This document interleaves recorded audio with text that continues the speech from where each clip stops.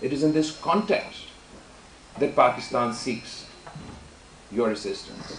We're particularly pleased to be here in the European Union because, of course, the European Union is a consistent advocate, the last line of defense for the rules-based order, for international law, a strong advocate for climate, for access to water, and you've witnessed war on your continent. We set up this international rules-based order to ensure that future generations we save from the scourge of war.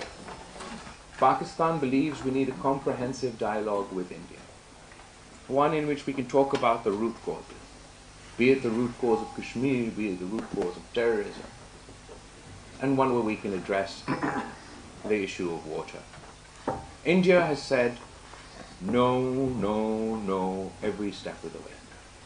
Following the terrorist attack in Indian-occupied Kashmir, the Prime Minister of Pakistan, Shehbaz Sharif, publicly offered that Pakistan would be willing to be part of an international, impartial investigation into this terrorist attack.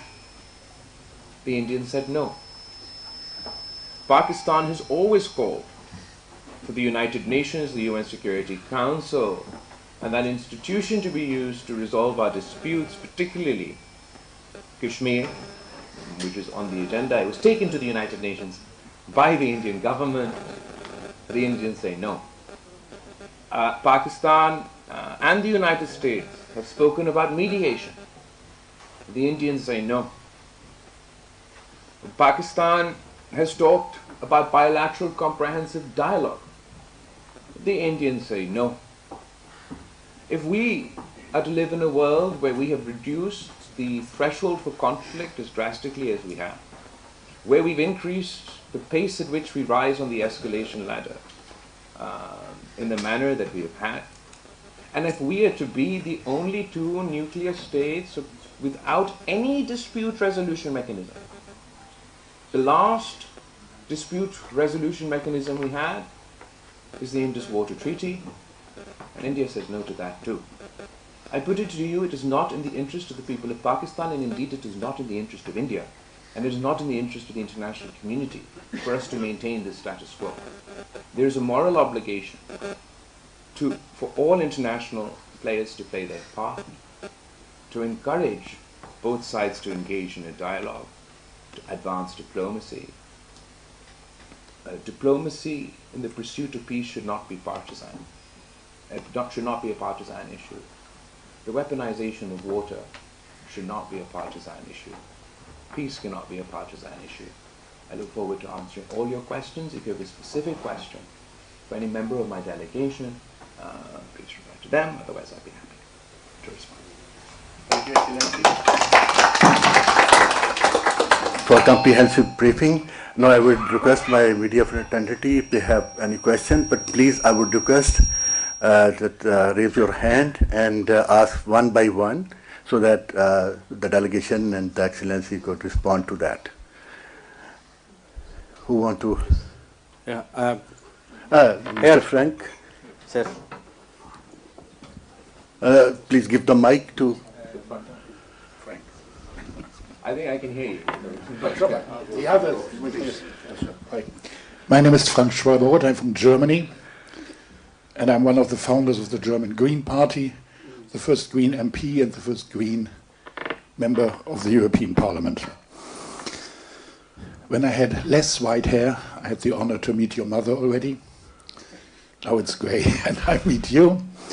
And Kashmir plays a certain role in my life, because by accident, Kashmiris contacted me when they opened the Kashmir office in Brussels. I come to my question, in a moment. It will be on India. And they said, Frank, you have such an experience and you're so nice. Please help us in Brussels. And for 8 years, I was special advisor to the Kashmir Center here in Brussels. We succeeded the question of mass graves, identification of dead people. We sent a delegation of members of parliament to Srinagar and to Muzaffarabad, resulting in a report from the most beautiful prison in the world. Was this the delegation that the Indians didn't allow to enter? No, they allowed. And we succeeded in Geneva when there was the human rights review process to have 182, I think it was, recommendations about China, what India should do better. This every 4-year report. And in this case, at that moment, I met Musharraf in your country. And I provoked him. I said, come on, no one understands you here in Brussels. Because even the king of Samoa was here, but never a president of Pakistan. He looked around and said, oh, yes, oh, apologies, it's true. And half a year later, he came. And we succeeded that in the European Parliament, nearly no one speaks of India as the largest democracy in the world. But we laid the ground that it is said India, the largest structural democracy, where the reality might be different. My question, after Trump, the EU looks all around the world for new friends, for new treaties with other parts of the world. One of the consequences is that we are flirting much more intensive with India. Therefore, my question, what do you think this means for Pakistan and for Kashmir, that the European Union, you say, you are wonderful, you're the last hope in a lot of fields. What does it mean for the conflict and for you? And then to make it difficult for you, because a lot of people here in Europe thought Polisario, you know, the conflict, the territory south of Morocco, where the European Union was always saying, it's not Morocco territory. And Spain, now France, have recognized the authority of Morocco over the Polisario territory. That means it is possible, if geopolitical reasons might force the EU to be more flirting with India, to change their attitude as well. And a last compliment to your staff and your embassy. I was here when the Iraqi foreign affairs minister was here. He came with 3 journalists, I came with 2 assistants, and that was all. And this is a Saturday, and nevertheless, the room is full, therefore congratulations for your staff here in Brussels. But the question, now apologies for my long intervention, is what does it mean, the flirting European Union for India? Thank you. I'd first like to say thank you for your question. Pakistan is confident in our relationship with the European Union, and we're absolutely not jealous for your flirting that is ongoing with India and others. Is absolutely right. In fact, we're counting on this engagement. We're counting on yours and other Western countries' close ties to India to be able to speak to them as a friend and explain to them that the corner in which they're painting not only their own country but their entire region is not a tenable situation. It does not leave the citizens of India any more safe. It does not leave certainly the citizens of Pakistan any more safe, or the people of the international community. It's all the more important that the European Union and other countries engage, speak to India as a friend, and convince them that this is the only path forward. As far as the engagement that you've had with India, the economic engagement that you're looking to have in the region. There's, for example, even, we just came from the UK, they've signed a trade deal with the Indian government. Pakistan has, like we have GSP Plus with Europe. There's also an arrangement that we have for trade with the United Kingdom. The US is currently in trade talks, both with India and Pakistan. So if we just look at it from the economic angle, and your economic interest in an increasingly unpredictable economic climate, no matter how fantastic these trade deals will be, no matter how big and beautiful they may end up being bilaterally between the EU and India, the US and India, the UK and India, they'll only manage to achieve their full potential under 2 circumstances. One, if we have peace between India and Pakistan, so that we can restore trade between India and Pakistan that doesn't exist today, and we can restore transit trade, which was suspended as a result of this conflict. Otherwise, as fantastic as your economic negotiations may be with them, you may have come up with a great, fantastic economic opportunity for yourselves in India. It won't reach its true potential if we're not trading with one another. Secondly, if we don't have peace, and the threshold for conflict is so very low, that at the drop of the hat we go to war, a war that can turn into a nuclear war. I put it to you, that what does it mean for the potential investments in India? What does it mean for the confidence of European and Western countries that are looking to invest in this part of the world and vice versa? So for your own self-interests, for your own economic interests, it makes sense for India and Pakistan to achieve peace. Next question. Thank you. For the next question, Alberto, please. Thank you very much, Your Excellencies. My name is Alberto Turkstra, Project Director of Diplomatic World. Thank you very much for this comprehensive briefing. 2 short questions. First, you've been in Brussels for a few days engaging with high-level counterparts. What role do you envisage the European Union to play to mediate for lasting and sustainable peace in the region? You mentioned their role in achieving the ceasefire, but looking ahead, what role do you expect or do you envisage the EU can play? And the second, when you mentioned the need में पार्लिमानी वक्त के सरबराह Bilawal Bhutto news conference कर रहे हैं। बिलावल भुट्टो का कहना था कि पाकिस्तान मौसमियाती तब्दीलियों से नबेड़ आसमा हो रहा है। एटमी ताकतें होने के बावजूद पाक भारत कशीदगी तेज़ी से बढ़ी। पाकिस्तान अमन का ख्वाह है। पाकिस्तान जामे मुज़ाकरात पर यकीन रखता है। पाक भारत कशीदगी के बाद वज़ीर आज़म ने वफ़द तश्कील दे दिया।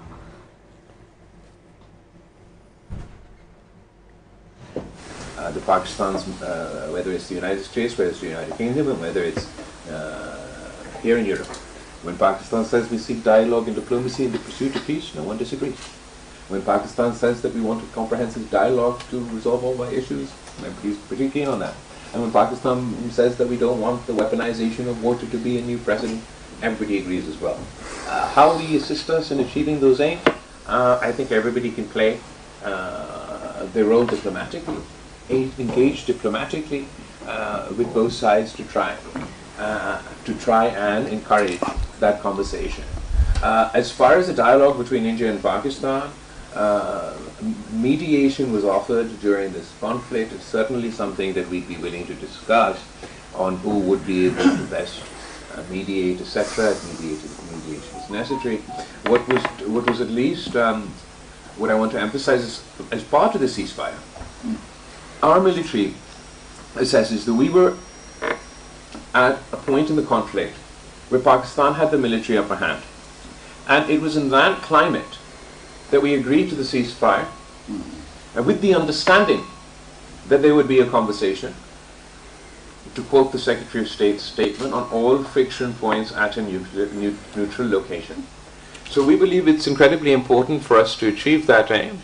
We understand that the Indian government's reaction has been less than positive about these developments. So we saw how quickly they moved away from using the term ceasefire, starting to use the term pause, how they've continued in escalatory and warmongering rhetoric. Their defense minister says that this was a trailer, the movie is yet to come. Their prime minister said that he has a special message to the youth of Pakistan, that eat bread or eat my bullet. Their foreign minister was here in Brussels, where they called my entire country Terroristan, which means they do not distinguish between a terrorist and a civilian. In that climate, and I believe that Europe knows all too well, with the demonization of entire populations, the dehumanizations of entire communities, the escalatory rhetoric has meant in the past and what is meant for you in the present. In that context, dialogue is important. Mediation, I think, would be the most productive, but bilaterally through a comprehensive dialogue that's not focused on any one but all issues, we will certainly make more progress than we will by firing missiles and shooting each other's planes. Thank you, sir. Butts up. After him. Answer, trilateral or bilateral? He never said trilateral or bilateral. In fact, he asked for mediation or bilateral dialogue, and I have answered that. Thank you. Please, can you let me? Sir, welcome to Brussels. I'm Mohammed Nasser, a Brussels City Police Advisor. Okay. We have some special police officers who they keep eyes on. Their job is just to keep eye on South Asia. Sure. And of course, especially right now on conflict between India and Pakistan. Well, we discussed with each other, and my officer's friend, they said, your army is doing well, but this person, Mr. Bilawal, is doing even better at the diplomatic front. He is the right person at the right time to convey the message of Pakistan to the rest of the world. Therefore, I ask my colleagues, friends, please clapping for That's very kind of you, but सवाल क्या है? Question. The question is, the day before yesterday, I can hear you. It's all right. did you get me? Yeah, I can hear you. But what's the question? Yeah, okay. So, day before yesterday, our defense minister, Khwaja Asif, was telling to Haman Mir that if ever Israel attack on Iran, we will stand with Iran. And yesterday, Israel attack on Iran. So, where we are standing? Okay, thank you. It's very kind of you for your nice, lovely words. I believe that the leadership in Pakistan, that of the Prime Minister, the President, and the armed forces, have conducted themselves outstandingly throughout this process. As far as this mission that the Prime Minister sent us on, as you can see, I have the most capable team in the history of Pakistani diplomacy. I don't think ever this many foreign ministers and foreign secretaries have gathered at the same place. And ultimately, the case that we are advocating for is one of truth, is one of justice, is one of peace. So it has been particularly encouraging, the reception we've had to that message.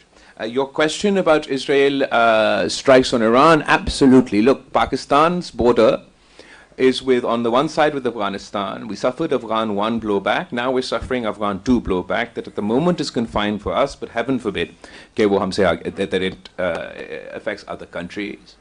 The other border where we almost engaged in a full-blown conflict that could have led to a nuclear war is India. Then the other country is Iran. We certainly don't want war on this border. Pakistan has condemned the strikes that took place over the last couple of days at our neighboring country. And we will continue to advocate for peace on all our borders, be it with Afghanistan, be it with Iran, be it with India. We absolutely cannot afford this conflict to turn into Iraq 2.0 or World War III.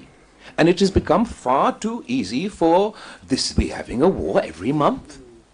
What is wrong with this generation? You were supposed to protect us from the scourge of war through dialogue and diplomacy, and it has become the default setting. Whenever there is a conflict, whenever there is a dispute, to launch into full-scale war. And it is far easier for older generations to make these decisions, to start these conflicts. But it's my generation that's going to have to pick up the pieces. I absolutely call on the international community to play their role to immediately impose a ceasefire in this Iranian conflict with the occupying forces in Palestine.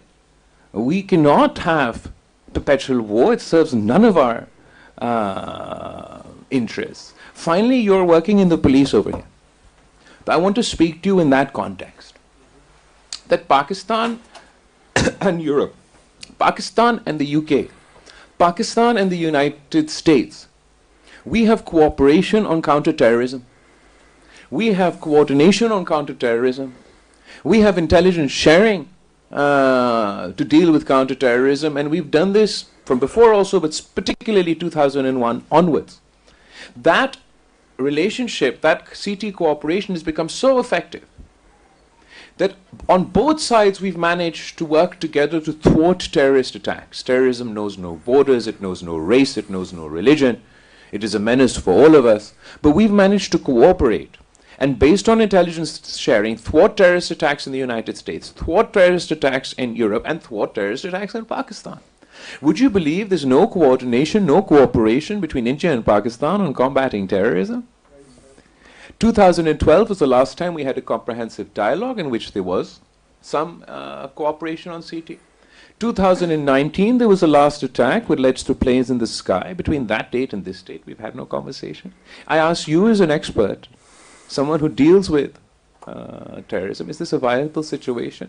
Or will we be able to more effectively combat terror if India and Pakistan sat together and coordinated, conducted intelligence sharing? We would be able to develop, just as the United States generals said before their Houses of Parliament or their Congress 2 days ago, 3 days ago now, that we have a phenomenal partnership with Pakistan on counterterrorism. We can develop that phenomenal partnership with India as well. Thank you, sir. So, if you want to add, the Foreign Minister of Belgium publicly admit that and appreciate and thanks to the government of Pakistan for fighting against terrorism. Thank you. Thank you, sir. Appreciate your answer. Thank you. Bhatt. Yeah, I am Abdullatif Bhatt, founder of the Kashmir Watch Media Initiative. Founder of the Kashmir kya? Kashmir Watch is a blog. Kashmir Watch. On behalf of the Kashmiri people, I appreciate your efforts in raising the issue of Kashmir from London, from Washington to London, and now in Europe.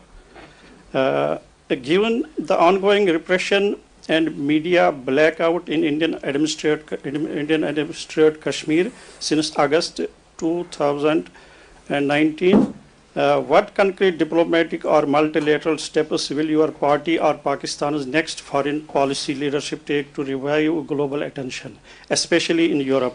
And during your Brussels visit, did you engage with the European human rights or civil society groups concerned with the freedom of expression and digital repression in Kashmir? Thank you. First of all, thank you for your question. Thank you for your work, for drawing the international community's plight, drawing the international community's attention to the plight of the people in Kashmir. We believe that as a result of this conflict, every crisis has produced an opportunity. And in this crisis, the opportunity has been that we've been able to highlight the importance of resolving the issue of Kashmir. We've shattered the myth of the Indian government that Kashmir is an internal issue. The Kashmiri cause is internationalized.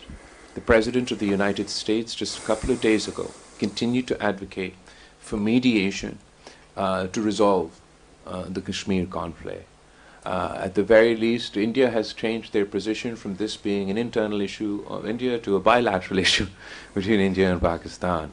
So that is immense progress as far as the Kashmir cause is concerned. We want to see the resolution of this cause for two reasons. One is our historic position, that it is our promise of the international community, of the people of India, of the people of Pakistan, to the people of Kashmir, that they have the right to the self-determination under the UN Security Council resolutions, and we continue to advocate that point. But particularly post-2019, the Indian government's increased suppression and oppression within Indian-occupied Kashmir is creating a situation where the local population is getting alienated, is getting frustrated, is getting repressed, so much so that it creates such an environment that then the local population becomes easy prey for terrorist organizations who will use them, exploit them as cannon fodder for their nefarious designs. And now, particularly because Pakistan is to be held responsible even for the actions of indigenous terrorism, it's all the more important that we sit and discuss, resolve the issue of Kashmir, even if you, obviously Pakistan has a broader agenda, but above and beyond that, or the Kashmir has a broader agenda, even if your narrow view is that of terrorism, you can no longer ignore the issue of Kashmir.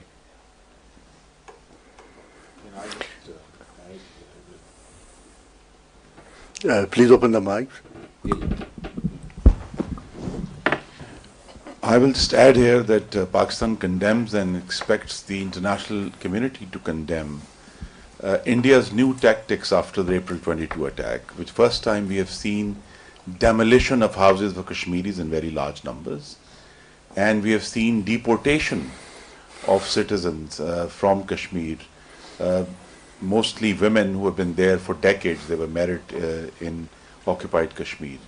So these are tactics that probably India is learning from its new ally, Israel, which has done the same in its occupied lands of destroying houses and forcing deportations. So our challenge is as great as before, is to continue raising the voice of our Kashmiri brothers and sisters in occupied Kashmir.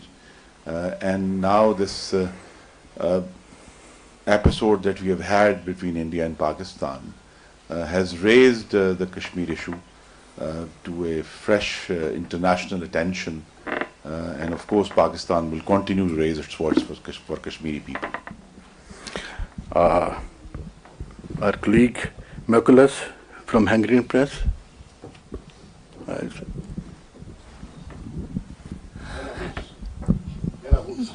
My name is Vladimir Rogovets. I am from Belarus, journalist, Belarusian journalist. My question will be more pacific than question of my colleagues. Sure.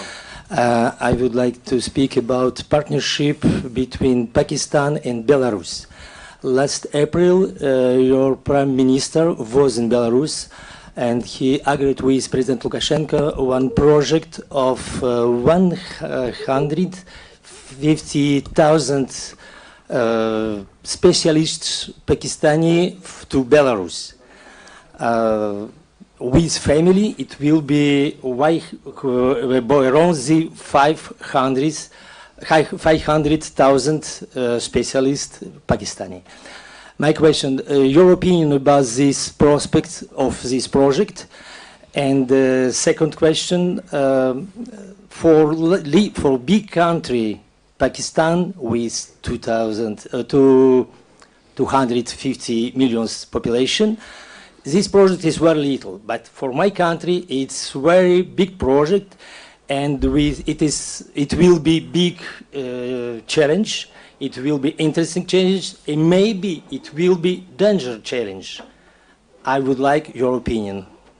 Thank you. First of all, I'd like to state how encouraged we are by the positive ties between Pakistan and Belarus.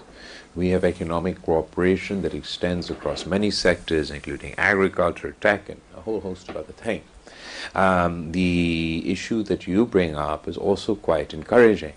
We need to complement each other.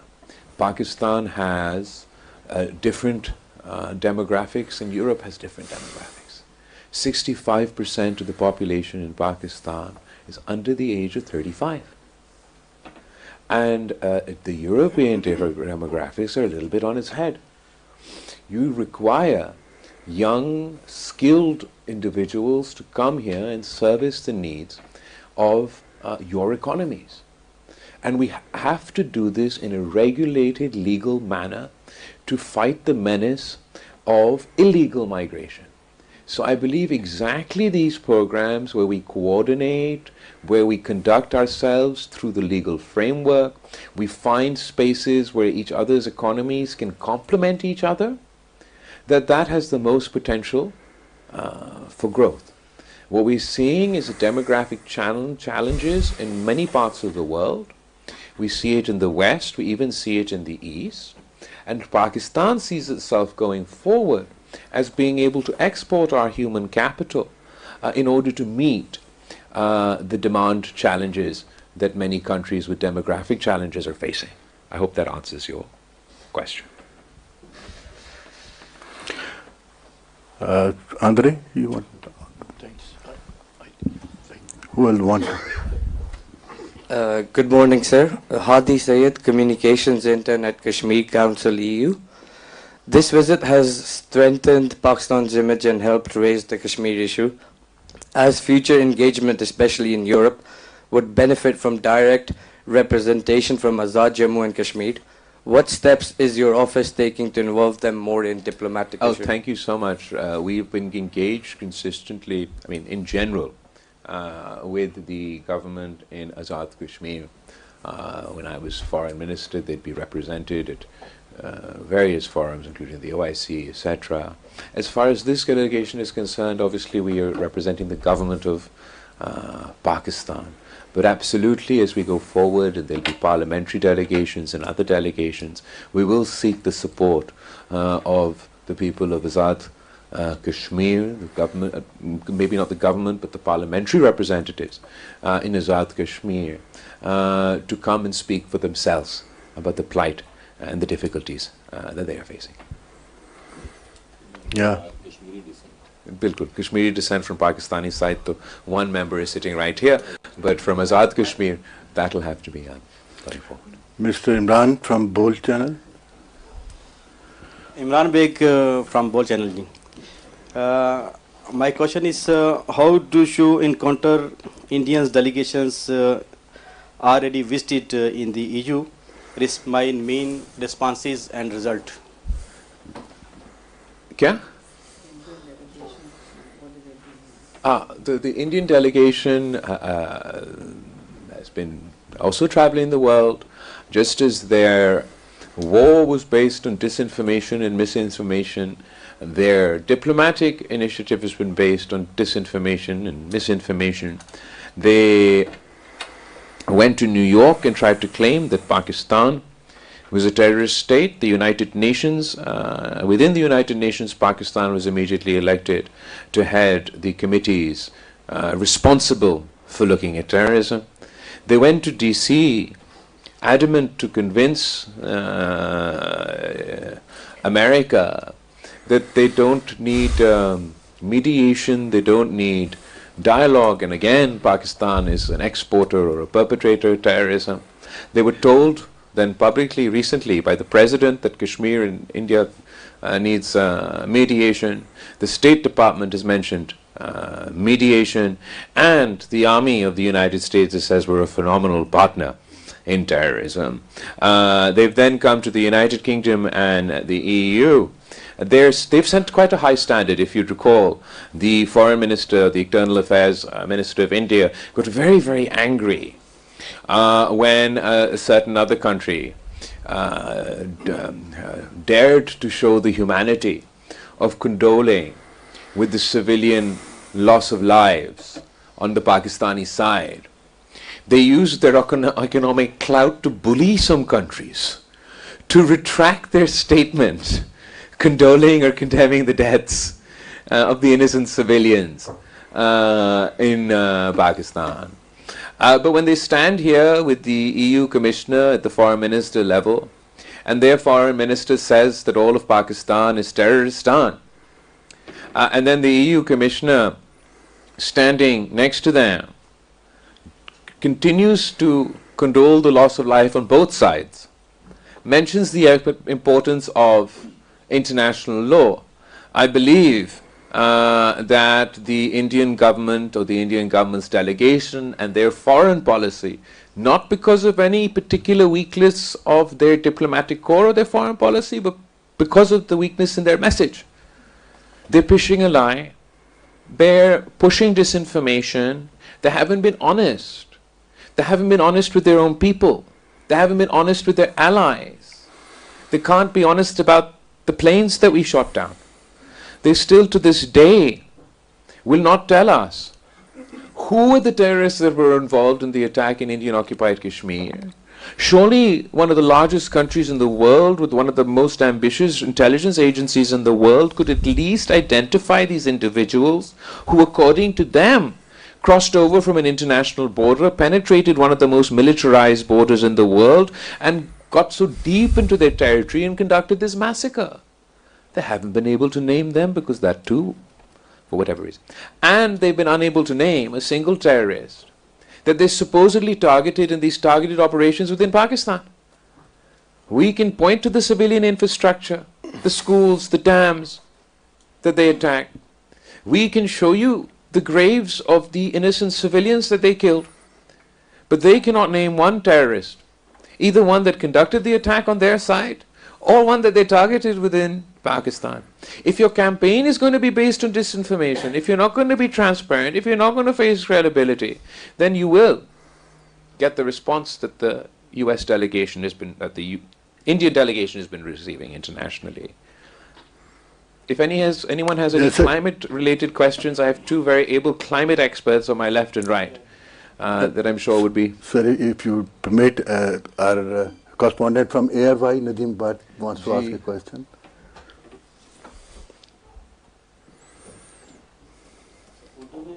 Urdu में ही कर ले। ठीक। जनाब chairman, आपकी क़यादत में पाकिस्तानी पार्लिमानी वफद इस वक्त Brussels में है। यूरोपीय यूनियन के साथ पाकिस्तान के ताल्लुकात हमेशा से अहम रहे हैं, ख़ास तौर पर जब बात दहशतगर्दी के ख़िलाफ़ पाकिस्तान की कुर्बानियों की हो। क्या आप समझते हैं कि यूरोपीय यूनियन को इन कुर्बानियों का मुनासिब जो है इदराक है, और क्या आप इस दौरे के दौरान मसला कश्मीर और गज़ा में जारी इंसानी हकूक़ की खिलाफ वर्जियाँ और खित्ते में अमन इस्तेहकाम के हवाले से कोई मस्बत पेशरफ्त हुई है? आप इस दौरे को पाकिस्तान के सफारती महाज पर किस नज़र से देखते हैं? Thank you very much. जहाँ तक पाकिस्तान की कुर्बानियों की बात है, मैं समझता हूँ कि बहुत ज़रूरी है कि हम बार बार याद दिलवाएं। He's asking me, does the international community appreciate the sacrifice that Pakistan has given in this war on terror? So in my own answer, I'm emphasizing the importance of continuing to remind the international community that Pakistan was and still is the frontline state in the fight against terrorism. We have so far lost 92,000 lives in this fight. Still to this day, the single largest number of terrorist attacks anywhere in the world are in Pakistan. The single largest number of victims to terrorism anywhere in the world are in Pakistan. The terrorism that we face all over the world is a direct byproduct of the first Afghan war. After the second Afghan war, Pakistan has seen an exponential increase in the number of terrorist attacks on our soil. Currently, it is the bloodiest year in Pakistan's history when it comes to terrorism. It is not a question of do we want appreciation for sacrifice. We want cooperation, coordination to deal with these terrorists. Just because the international community up and left, it doesn't mean the issue of terrorism has ceased to exist in the region. We used to have all of NATO in our region fighting this menace. Now Pakistan stands alone. And we're being blamed for the actions of terrorist organizations. So it's very important that we're here to engage the international community to continue our coordination and cooperation on this front. जहाँ तक गज़ा का, फ़लस्तीन का, ये सारे issues की बात है, ये हम मुसलसल उठाते रहे हैं। ख़ास तौर पे जहाँ यूनाइटेड नेशंस पे हमारा अपना मीटिंग में जो कि बुलाया गया था कश्मीर के हवाले से, उस कॉन्टेक्स्ट में भी हमने एनी अदर एजेंडा आइटम के सूरत के नुक्ते में फ़लस्तीन का एम्बेसडर मौजूद था, उसने भी अपना बात की और हम सब ने उसका एंडोर्स किया। और हाल ही में जो ईरान और इसराइल के दरमियान जो जंग छेड़ा गया है, उस पे भी पूरा डेलीगेशन ने कल भी मज़ाहमत किया है, आज भी हम मज़ाहमत कर रहे हैं। Hafiz Unib. Sorry, with the permission of the chair. The delegation also enlightened the UN members and the US congressmen, senators, even in UK and here, that India has been acting like a rogue state. What they are doing in Kashmir, what they are doing to the Muslims, what they tried to do with the Muslims of Pakistan, and apart from that, my Sikh fellows sitting here. India has been on a transnational killing spree. They targeted one Sikh leader in Canada, attempted on another one in USA, and tried in Australia, as well as they have targeted many Pakistanis on Pakistani soil. So they have been acting like a rogue state, and the world must notice that, and I believe that world has noticed that. We will have a last question from Hafiz Unib. Unib Rashid, contributing for Jang and Geo from here. My question is, I'm in 60s, a born Pakistani, but in this context, I want to know from a young leader from Pakistan, India doesn't accept any mediation, and its approach to resolving issues is unilateral. Do you see a solution to the Kashmir issue in such a situation? I believe that the people of India want peace.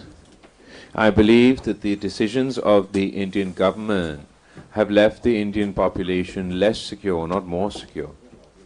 In that context, absolutely, that India is sustaining and maintaining the policy of unilateralism, but I don't believe that policy can last. Ultimately, they will have to come talk to Pakistan. They can't wish us away. We will forever be their neighbor. We have joint challenges. The issue of climate change for the rest of the world is a different matter. For the people of the subcontinent, for India and Pakistan, this is the challenge of our generation. We will be unable to fight this menace alone. As you may be aware,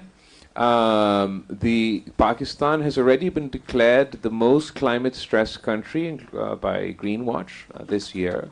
We were anyway amongst the 10 most climate-stressed countries, 10 most water-stressed countries. We're going to deal, just like the entire international community is rightly concerned about the melting of snow and ice in the poles. India and Pakistan need to be just as animated about the potential, the imminent melting of the largest collections of snow and ice and anywhere else outside of the North Pole is in the Himalayan region. We have to deal with what are we going to do? How are we going to save future generations for the consequences of this crisis? There's so many other issues. If we're going to continue to be unilateral about it, you can't unilaterally tackle climate change. You can't unilaterally threaten the water supply of an entire population and expect that to be a position you can sustain. India will have to come and talk. It's better that they come and talk sooner, rather than allowing these issues to fester, to create more problems for the both of us, and then for us to come and talk when it's too little, too late. Let the Climate Minister. Look, I think to its own peril what India has done is taken the right of all lower riparian countries of the world to have access to water. It's not just about Pakistan and India anymore. India has set a new rule that people who are living in the lower riparian, they don't have right to water. Now, we are not the only country which is lower riparian. First of all, India herself is a lower riparian country to another country. What if they choke them of their water? What about the rest of the world? What about the African countries? What about the Latin American countries? What about the European countries? Does now every upper riparian country has a right to choke the lower riparian countries of their food security, of their drinking water? So India herself has internationalized this issue. So now this issue is no more Indian and Pakistani. Now is the issue of 70% of the countries of the world which are lower riparian. And they will all have to rise, because if this precedent is set once for all, it doesn't just apply to Pakistan. Pakistan and India have a treaty. Most of the lower riparian countries have no treaties. So in the absence of that treaty, with this new rule that India, unilateral rule that India is setting, what is going to happen to the rest of the world? Not just us. So the entire world shall rise now. India herself, through its arrogance, through its hubris, has internationalized this issue. Thank you, everybody. Thank you so much. Thank you, It's been a Excellency. pleasure engaging with all of you. Thank you, Excellency, with your permission. Brussels में पार्लिमानी वफ़द के सरबराह बिलावल भुट्टो और दीगर की news conference का सिलसिला जारी है और उन्होंने कहा कि सलामती कौंसली करारदादों के मुताबिक कश्मीरियों को हक़ खुद इरादियत का हक़ हासिल है। शामिल करेंगे न्यूज़ हेडलाइंस। हेडलाइंस के लिए ताउन किया है वर्क्स के साथ ईद की मिठास बनाए और भी खास। Works as good as it looks.